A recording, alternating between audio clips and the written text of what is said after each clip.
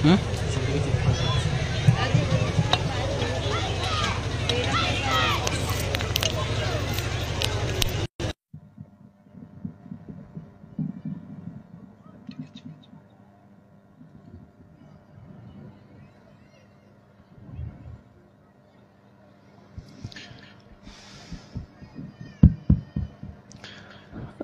আলাইকুম ওয়া রাহমাতুল্লাহি ওয়া বারাকাতুহু।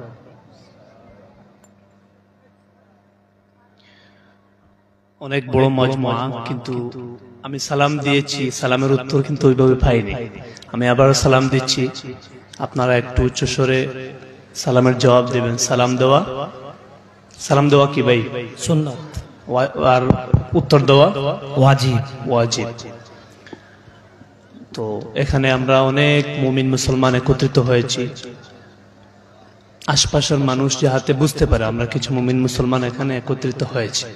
আবার সালাম দিচ্ছি, আসসালামু আলাইকুম ওয়া রাহমাতুল্লাহি ওয়া বারাকাতুহু। ওয়া আলাইকুম আসসালাম ওয়া রাহমাতুল্লাহি ওয়া বারাকাতুহু। মাশাআল্লাহ।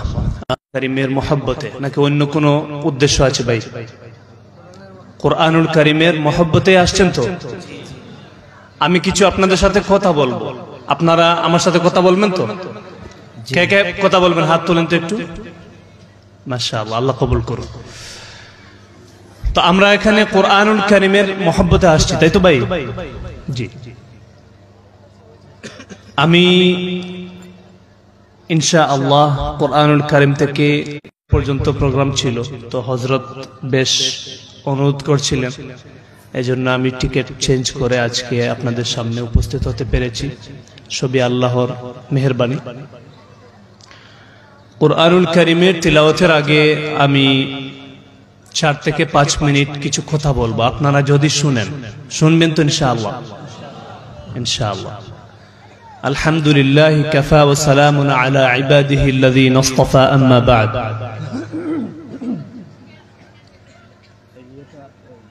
ইকোটা বন্ধ করে দেবেন, যখন তিলাওয়াত করব তখন ইকো দিবেন, তখন ইকোটা ফুল বন্ধ করে দেবেন। আউযু বিল্লাহি মিনাশ শাইতানির রাজীম। قال النبي صلى الله عليه وسلم حسنوا القرآن بأصواتكم فإن الصوت الحسن يزيد القرآن حسنا، أو كما قال عليه الصلاة والسلام। معزز علماء کرام، মুরব্বিয়ান আযম, মাদারিসে ইসলামিয়া থেকে আগত সম্মানিত শিক্ষকবৃন্দ এবং দ্বীনের মারকাজ মাদারিসে ইসলামিয়া থেকে আগত তলাবায়ে আযম, যুবক ভাইয়েরা এবং আমাদের আওয়াজ যতক্ষণ পর্যন্ত পৌঁছাচ্ছে সম্মানিত মা এবং বোনেরা, আল্লাহ পাক রব্বুল আলামিনের অশেষ মেহেরবানি, দয়ায় এবং কৃপায় আমরা সুস্থ শরীরে কোরআনিক একটি মজলিসে বসার তৌফিক দিয়েছেন। এই মুহূর্তে অনেক মানুষ অনেক বড় বড় সমস্যার মধ্যে মুবতলা রয়েছে, যেমন কেউ হসপিটাল রয়েছে, কেউ থানায় রয়েছে, কেউ মদ খাচ্ছে ইত্যাদি বিভিন্ন অপকর্মের মধ্যে জড়িত রয়েছে এই সময়ে। কিন্তু ঠিক এই সময় আমরা কি করছি? কোরআনুল কারীমের তিলাওয়াত এবং কোরআনুল কারীম হাদিস থেকে কিছু আলোচনা, দ্বীনের কথা শুনতে মৌলিক কিছু কথা বলবো। আমি কোনো বক্তা নয়, কোনো ওয়াইজ নয়। বড় বড় উলামায়ে কেরামদের সম্মুখে যদিও ছোট্ট মানুষ হিসাবে এরকম কথা বলা উচিত নয়, তবুও মৌলিক কিছু বিষয় আমি প্রোগ্রামে গেলে তিলাওয়াত সংক্রান্ত মৌলিক কিছু বিষয় আমি উপস্থাপন করার চেষ্টা করি। কেননা আমাদের দেশে অন্যান্য বিষয় নিয়ে মানুষের বেশ নলেজ, বেশ অভিজ্ঞতা রয়েছে, কিন্তু কোরআনুল কারীমের তিলাওয়াত নিয়ে, কোরআনুল কারীমের তিলাওয়াতের বিষয় নিয়ে অভিজ্ঞতা খুবই কম। আমি সর্বপ্রথম যে বিষয়টি আপনাদের সম্মুখে বলতে চাই তা হচ্ছে, আমরা ইমানদার মুসলমান, আমাদের জীবন বিধান কোনটা? নাম বলতে পারেন? আমাদের জীবন বিধান কোনটা? আমাদের ইসলাম ধর্মের যে বিধিনিষেধগুলো রয়েছে, সেই বিধিনিষেধগুলো কিসের মধ্যে লিপিবদ্ধ? অবশ্যই কোরআনুল কারীম। তো আমরা মুসলিম হিসাবে, মুসলমান হিসাবে কুরআনুল কারীম জানা, শোনা, মানা, সেই অনুপাতে আমল করা অপরিহার্য। তো সর্বপ্রথম আমি বলতে চাই, আমরা মুমিন বা মুসলমান হিসাবে কুরআনুল কারীমের প্রত্যেকটি আদেশ এবং নিষেধ মেনে চলা জরুরি। তো আমাদের দেশে অনেক জলসা হয়, অনেক দ্বীনি আলোচনা হয়। আলহামদুলিল্লাহ, আমাদের বুজুর্গ দ্বীনের দাঈ, বড় বড় উলামায়ে কেরাম কুরআন এবং হাদিসকে সামনে রেখে অনেক গুরুত্বপূর্ণ দ্বীনের আলোচনা করে থাকেন। আমরা অনেকেই তা শুনে আমল করার চেষ্টা করে, আবার অনেকের ডান কান দিয়ে ঢুকে বাম কান দিয়ে আবার বেরিয়েও যায়, দুঃখজনকভাবে। সত্যি বলছি না ভাই? আমার কথা কি আপনারা বুঝতে পারছেন? দ্বীনের জলসা অনেক হয়, কিন্তু আমরা কিছু সংখ্যক মানুষ আমরা দ্বীনের কথাগুলো উলামায়ে কেরামদের মুখ থেকে শুনি এবং মানি, আর অধিকাংশ মানুষ ডান কান দিয়ে ঢুকাই কথাগুলো, বাম কান দিয়ে আবার বের করে দেয়। আমরা মনে করি দ্বীন শিক্ষা শুধুমাত্র মাদ্রাসার শিক্ষক, মসজিদের ইমাম, মাদ্রাসার তালবা তাদের উপর জরুরি। আমাদের ওই কাজ নয়। আমাদের কাজ ব্যবসা, আমাদের কাজ ডাক্তারি, আমাদের কাজ অন্যান্য বিষয়। আসলে এটা সম্পূর্ণ ভুল। পৃথিবীতে দিয়েছেন আল্লাহ পাকের ইবাদত করার জন্য, অন্য কোনো উদ্দেশ্য নয়। এই ইবাদতের পাশাপাশি প্রয়োজন মেটানোর জন্য আমরা ব্যবসা করি, বাণিজ্য করি, আনুষঙ্গিক অন্যান্য বিষয়গুলোতে সম্পৃক্ত হই, কিন্তু মূল হচ্ছে আল্লাহর ইবাদত করা। কিন্তু দুঃখের বিষয়, বর্তমান সময়ে আল্লাহ পাকের আনুগত্য, আল্লাহ পাকের ইবাদত ছাড়া আমরা দুনিয়া নিয়ে প্রচুর ব্যস্ত হয়ে যাই। আল্লাহ পাকের ইবাদতের দিকে আমাদের মুখ এবং মনোযোগ নেই। তো আমাদেরকে আল্লাহ পাক রব্বুল আলামিন ইবাদত করার জন্য, আল্লাহ পাকের ইবাদত করার জন্য দুনিয়াতে প্রেরণ করেছেন। ইবাদতের মধ্যে সর্বশ্রেষ্ঠ ইবাদত কি ভাই বলুন তো একটু, সবাই একটু বলুন। আমরা যে আল্লাহ পাকের যে ইবাদত গুলো করি তার মধ্যে সর্বশ্রেষ্ঠ ইবাদত কোনটা? উচ্চস্বরে বলতে হবে কোনটা? নর এবং নারী প্রত্যেকের উপরে কয় ওয়াক্ত? 4 ওয়াক্ত। 5 ওয়াক্ত নামাজ পড়া কি ফরজ, ওয়াজিব নয়, ফরজ। ফরজ মানে কি? জরুরি, আবশ্যকীয়, পড়তেই হবে। কিন্তু আমরা কি করি? পড়ি? অনেকেই পড়ি না। তো আজকে থেকে সর্বপ্রথম আমার ছোট্ট মানুষ হিসাবে আমি আপনাদের কাছ থেকে শুনতে চাই, আজকে থেকে আমরা এখানে যারা, আমি সহ আমরা এখানে যারা উপস্থিত রয়েছে সবাই 2 হাত তুলে একবার বলি তো 5 ওয়াক্ত নামাজ পড়বো তো ইনশাআল্লাহ। মাঝে মধ্যে কি হয়? জামাত ফৌক হয়।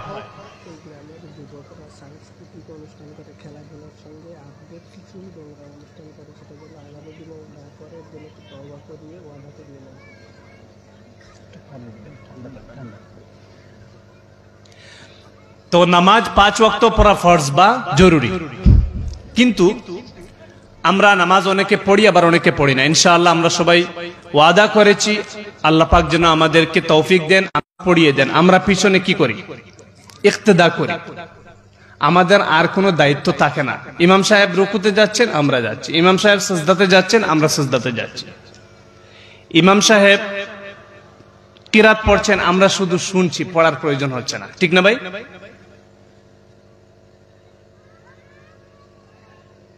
কিন্তু যখন আমরা মাঝে মধ্যে নামাজ অর্থাৎ জামাতের সাথে পড়তে পারি না, তখন তো আমাকে নিজে নিজে পড়তে হবে, নাকি কোনো ইমাম থাকে?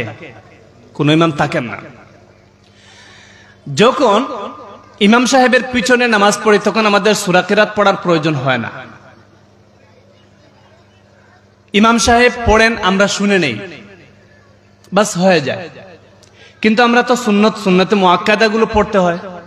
যদি কখনো নামাজ জামাতের সাথে পড়তে না পারি, তখন একা পড়তে হয়, তখন আমাদের কি করতে হবে? সূরা কিরাত পড়তে হবে নামাজের মধ্যে। আর যদি কোনো ব্যক্তির সূরা কিরাত অর্থাৎ সূরাতুল ফাতিহার সাথে অন্য যে সূরাগুলো আমরা পড়ি সেই সূরাগুলো যদি কারোর শুদ্ধ না হয়, 70 বছর নয়, 60 বছর নয়, 100 বছরও যদি নামাজ পড়তে পড়তে কপালের মধ্যে দাগও বানিয়ে ফেলে, তার নামাজ কবুল হচ্ছে না। উলামায়ে কেরাম মওজুদ। ভাই আমার কথা বোঝা যায়?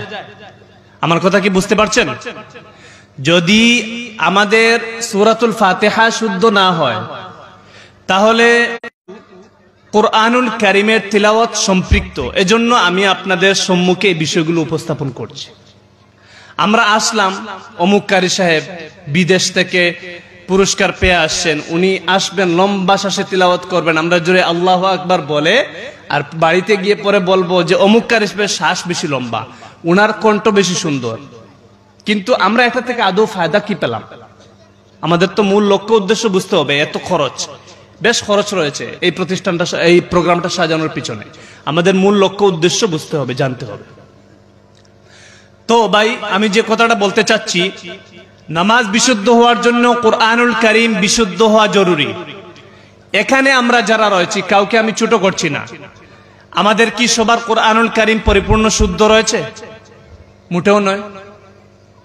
অনেকেই রয়েছে আমরা ছোটবেলা মক্তবে পড়েছিলাম কিন্তু এখন আর চর্চায় নেই, এজন্য আমাদের কোরআনুল কারীম পরিপূর্ণ শুদ্ধ নেই। আর এই বিশুদ্ধ কোরআনুল কারীমের জায়গায় অশুদ্ধ তিলাওয়াত নামাজের মধ্যে করছি। আর আমার নামাজ আমাকে এই অনুষ্ঠান থেকে ওয়াদাবদ্ধ হয়ে যেতে হবে, কোরআনুল কারীম আমরা পরিপূর্ণ বিশুদ্ধতার সাথে শিখবো তো ইনশাআল্লাহ। আমাদের সম্মানিত মেহমান আসছেন, আমরা সবাই নীরবে বসি। মেহমান স্টেজে আসবেন, ইনশাআল্লাহ আমরা মেহমানের মুখ থেকে কথা শুনবো এবং দোয়া নেব।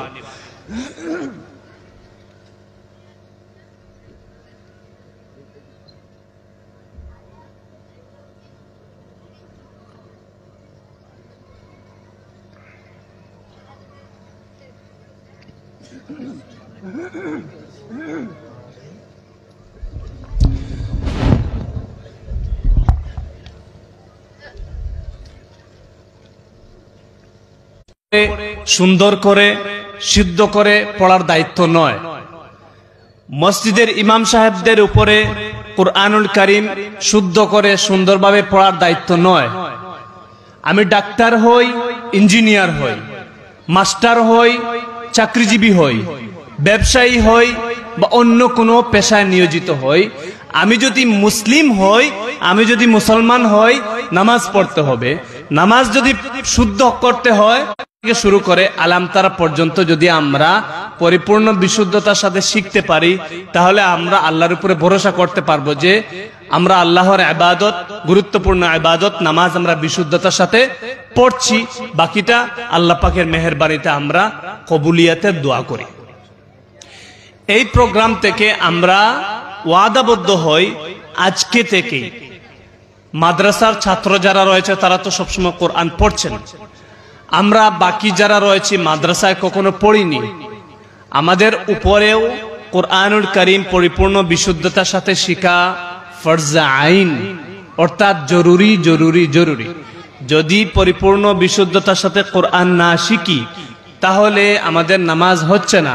আর যদি নামাজ না হয়, নামাজ যদি নষ্ট হয়, তাহলে আমরা জান্নাতে পৌঁছাতে পারবো না। আসসালাতু মিফতাহুল জান্নাহ, হাদিস শরীফের মধ্যে আসছে।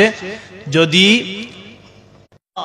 কারা কারা শিখবো হাত তুলে বলি নারায়ে তাকবীর, নারায়ে তাকবীর, দ্বীনে ইসলাম, মাশাআল্লাহ, হাত নামান। দ্বিতীয় কথা হচ্ছে, আমরা জলসা জুলুস হলে, ইসলামিক প্রোগ্রাম হলে আমরা বড় বড় উলামায়ে কেরামদেরকে দাওয়াত দেই। আমরা মুহাদ্দিসিনে কেরামকে দাওয়াত দেই, মুফতি সাহেবদেরকে দাওয়াত দেই, কারি সাহেবদেরকে দাওয়াত দেই, তাদের কাছ থেকে দ্বীনের কথা শুনি। চারটা ছেলে, একটা বানাবো ডাক্তার, একটা বানাবো ইঞ্জিনিয়ার, একটা বানাবো বড় ব্যবসায়ী, আর একটা বানাবো প্রফেসর। কিন্তু আমি মারা যাওয়ার পরে কাফন দাফন পড়াবে মসজিদের ইমাম সাহেব। আমি মারা যাওয়ার পরে জানাজার নামাজ পড়াবে মসজিদের ইমাম সাহেব, আমার ছেলে নয়। কারণ আমার ছেলে কি, আমার ছেলেটা সল্টু, ইঞ্জিনিয়ার কিন্তু সল্টু, এই লাইনে অজ্ঞ, সে জানাজার নামাজ পড়াতে পারবে না, সে কাফন দাফন পড়াতে পারবে না, তাহলে আমার জীবনটাই বৃথা। এর মতলব আমি আমাদের দেশে এখানে যারা রয়েছেন ডাক্তার, ইঞ্জিনিয়ার, মাস্টার, কাউকে আমি ছোট করছি না। অবশ্যই বিষয়গুলোর প্রয়োজন রয়েছে, তবে ইসলামের মৌলিক বিষয়গুলো আমাদের প্রত্যেকের জানতে হবে। এবং পাশাপাশি 3 জন ছেলে সন্তান থাকলে 2 জনকে একজন ডাক্তার বানায়, মুহাদ্দিস বানিয়েছিলাম, মুফতি বানিয়েছিলাম, সেই আমার জানাজার নামাজ পড়াবে, সেই আমার কাফন দাফন পড়াবে, আমাকে দৌড়িয়ে মসজিদের ইমাম সাহেবদের কাছে যেতে হবে না। আমার 2 নম্বর মেসেজ এটাই। প্রথম মেসেজ কি? এই প্রোগ্রাম থেকে আমি প্রথম মেসেজ দিয়েছি, আমরা নামাজ বিশুদ্ধতার সাথে পড়ব, 5 ওয়াক্ত পাবন্দির সাথে পড়ব এবং কোরআন বিশুদ্ধ করব। পাশাপাশি আমাদের সন্তানদেরকে মাদ্রাসা মুখী করব। 3 জন ছেলে থাকলে 1 জন ছেলেকে মিনিমাম হাফেজ আলেম কারি বানাবো। ছেলে সন্তানদেরকে 3 জনের মধ্যে 1 জন কে আমরা মাদ্রাসায় দিতে পারবো? হাত তুলি। মাশাআল্লাহ, আল্লাহ কবুল করুন। তবে ভাই, এটাই বাস্তবতা। আমরা যদি এই জায়গাতে পিছিয়ে যাই, আমরা কিন্তু কবরে গিয়ে ধরা খেয়ে যাব। আমরা যদি এই জায়গাতে পিছিয়ে যাই, আমরা কিয়ামতে ধরা খেয়ে যাব। এজন্য অবশ্যই ডাক্তার, মাস্টার, ইঞ্জিনিয়ার বানান, প্রথমে ইসলামিক মৌলিক শিক্ষা দেন, সম্ভব হলে হাফেজ আলেম কারি মাওলানা বানান। এর পরের বিষয় হচ্ছে গুরুত্বপূর্ণ বিষয়।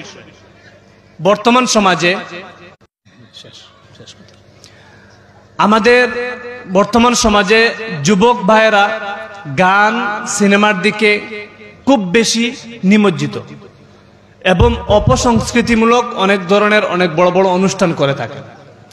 সেই ধরনের অনুষ্ঠান থেকে, সেই ধরনের অপসংস্কৃতি থেকে আমাদের বেরিয়ে আসতে হবে। দ্বীনি মাজলিসগুলো আমাদের বেশি বেশি করতে হবে। তখন আমাদের সন্তান, আমাদের জাতি, আমাদের এলাকা দ্বীনি পরিবেশ সৃষ্টি হবে ইনশাআল্লাহ। তো আমি ছোট্ট মানুষ হিসাবে অনেক কথা বলে ফেলেছি, আপনাদের অনেক মূল্যবান সময় নষ্ট করে ফেলেছি। দান করুন। এরপরে আমাদের সবাইকে এই কথাগুলো শুনে বেশি বেশি আমল করার তৌফিক দান করুন। বলুন আল্লাহুম্মা আমিন।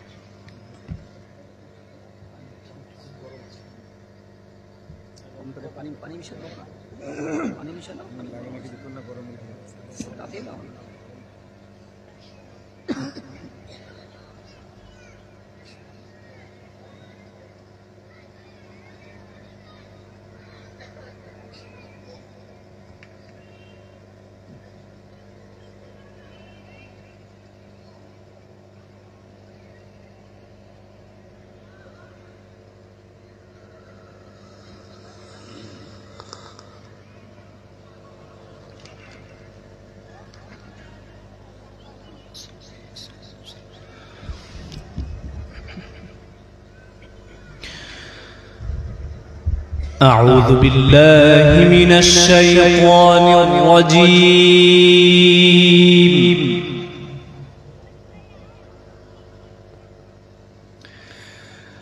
بسم الله الرحمن الرحيم.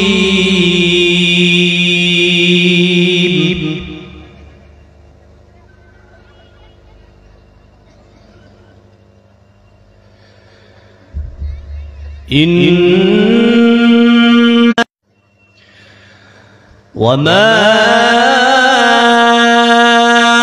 أمرنا إلا واحدة كلمح بالبصر. ما شاء الله.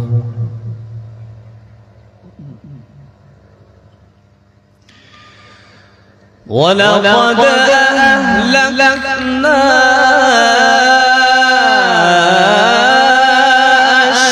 أشياعكم فهل من مدكر.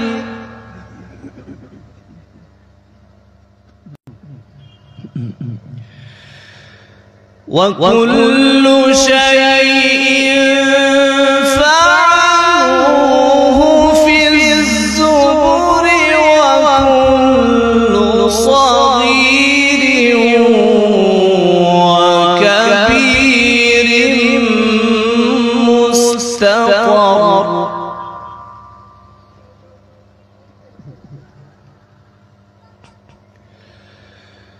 إن المتقين في جنات ونهر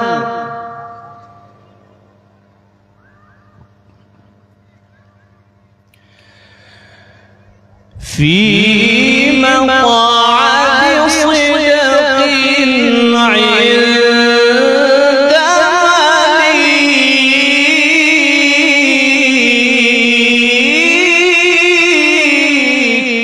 ما شاء الله. تكبير تكبير. عند مليك مقتدر بسم الله الرحمن الرحيم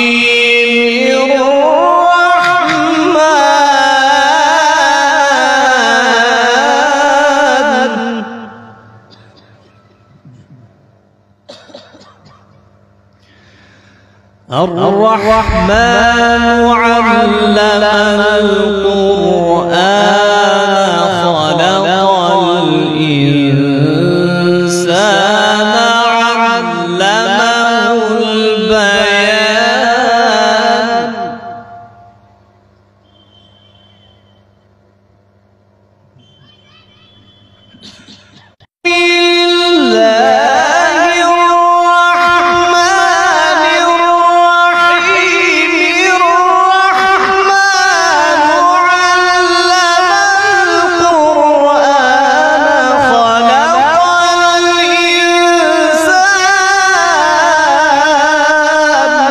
ما شاء الله. تكبير.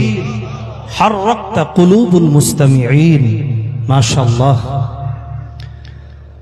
خلق الإنسان علمه البيان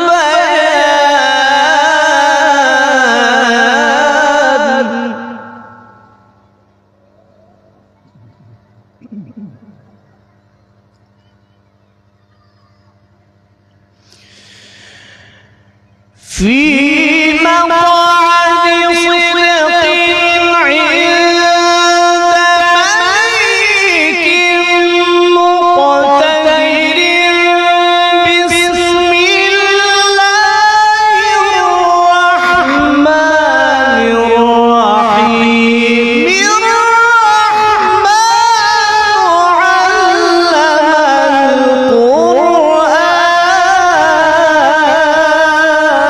مليك تكبير.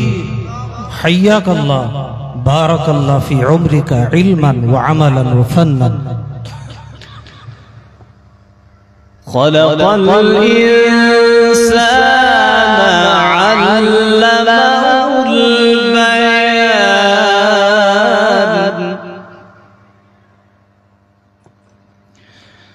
الشمس والقمر بحسبان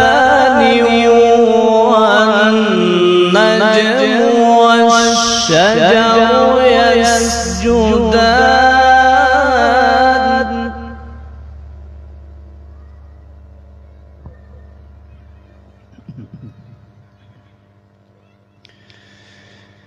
إن المتقين في جنات ونهر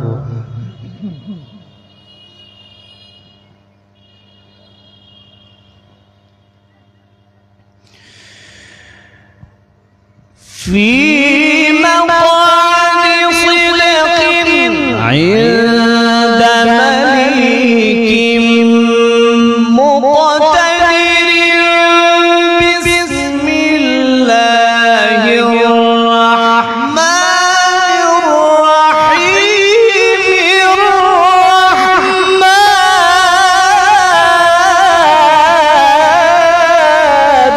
تكبير تكبير. أحسنت أجملت أرشدت. الرحمن علم القرآن خلق الإنسان علمه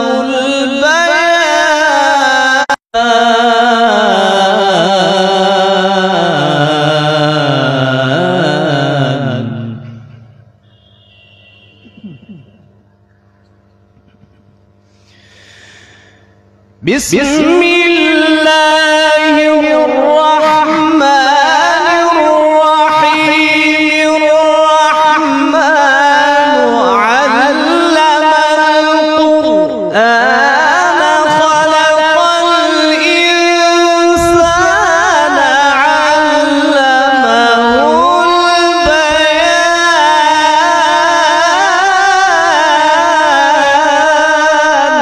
ما شاء الله. تكبير. الرحمن ارزقنا تلاوة القرآن، فهم القرآن، وإفهام القرآن، وإشاعة القرآن آناء الليل وآناء النهار، واجعله لنا حجة يا رب العالمين. آمين. الشمس والقمر بحسبان والنجم والشجر يسجدان